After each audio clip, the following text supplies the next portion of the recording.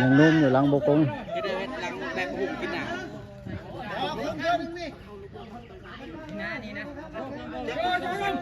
มาบากกับพี่พอเลยให้ได้ตีกูจะแพ้ให้ได้ตูดลายก่อนใครจะเป็นเล้ามันเรียกว่าเรากบกิ่งข้างในเอาผมให้เป็นน้ำ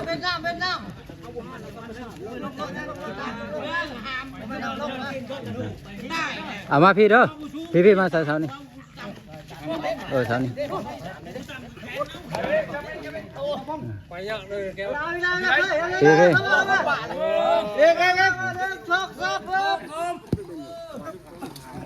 มาพี่ลูกคุ้มได้พี่ลูกคุ้มได้ช่องคนกระชังเลยเอาปลายมันไปก่อน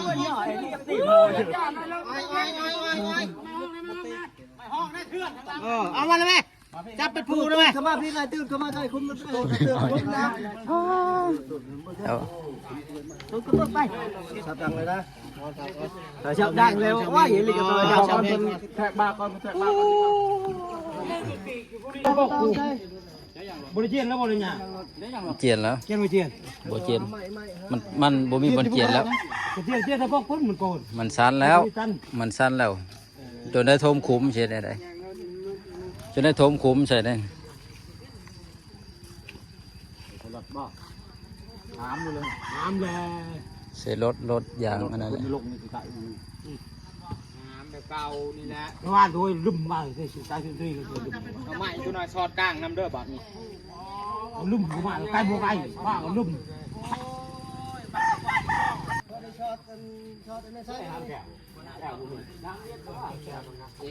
นอนจะทีบแต่เนี่ยฮันแล้วตอนนี้ไม่ใจโอ้ยที่ยาวนะให้กูจับเลยนะโอ้บ้าตัวกันเองยาโอ้โหเรียกตัวอันนี้หุ่นไม่ให้ต่อใส่ตีรถมาใส่ได้ไหมต้องมาใช่ไหมไปเลยไหมพอเอาให้เขานะยังมาแล้วเจ้านะไปไปเลยใส่ทุกเขา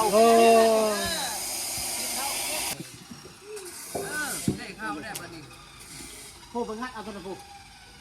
ตีรถเอาไว้ครับตีรถเอาไม้ชอบหามอะไรได้เอาไม้ชอบโอ้ยมันรุดมันเก่งใส่ใส่ยังไงดูใส่จองให้เลยไปงานข้าเอาตัวอะไรห้ามมาตอดปุ๊บเลยบึ้งกูจะหาเฮ้ยครับที่แรกเอาปุ๊บเมื่อเลยแบกได้เอาปุ๊บเมื่อเลยเขาไม่เจ้าฮะใส่ช่องพักมาอยู่ชอบกันทุก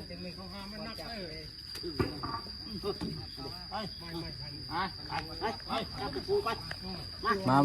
เข้ามาถูกมาดิมาใช้มาอย่างเข้ามาหลายคนมายังลูกผู้ชายกันไหนห้ามเลยเขาเลยเอาคุณไม่เอาข้างพวกเริ่มมาไปเลยจะไปเฮ็ดแย่นะ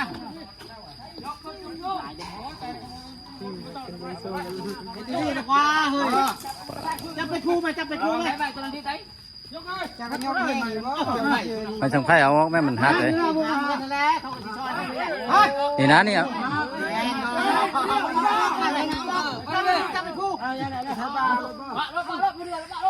ชมมาหัวเลยผมมาสับไฟจะหักเลยฮะโอ้ยจับแบบนี้บ่ได้แห้งอันนี้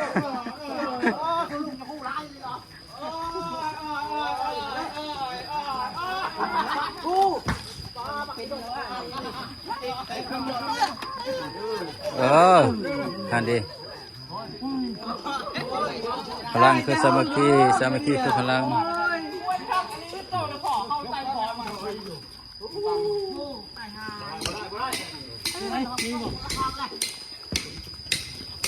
เอาไม่พอเลยกันยังเลย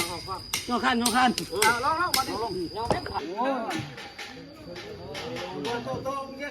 มาครับใส่กัน มาใส่นี่ล่างหน้ามันจะมาใกล้ๆนี่มันจะได้หักตีเท่ากันนะคุณ มัน มัน บ่ ชุงกันนะ มันบ่ได้มัน ไปปะเด้อย่อก็ย่ออยู่ไปมันเป็นคนก็งมอยู่ย่ออยู่ไปมันจะงับขึ้นงับมาขึ้นนะมันชื่อเขาแน่ดูนะมึงนี่เลยนะย่อมาอยู่ที่นี่เลยไปชิ้นลองไม่ได้กันนะไปจิ๊กจะแม่นี่เนาะเนาะพังนี่บอกยับออกยับมาก็เฉยอยู่ไปเฉยไปแห้งแห้ง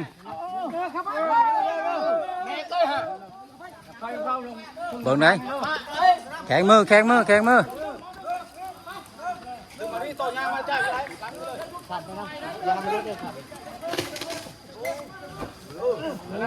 สูงกว่าทางเ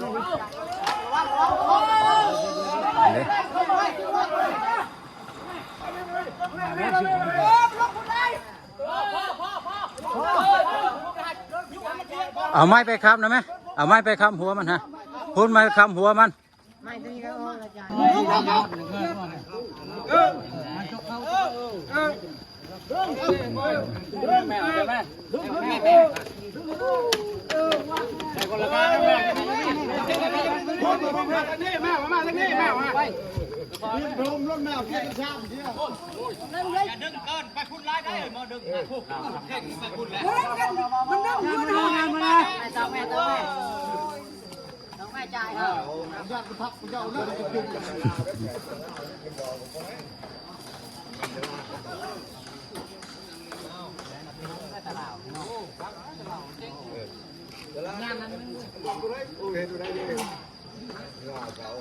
จ่ายนะแม่ไปนะแม่ปักนะปักนะตัวนี้แน่นแล้วตัวนี้ฮะใส่อะไรนั่นคนต่อคนเอาอันนั้นอันคนมาพุ่งโลอยู่มาที่คอยเชือกมาเลยจ่ายจังยูนั่นแหละ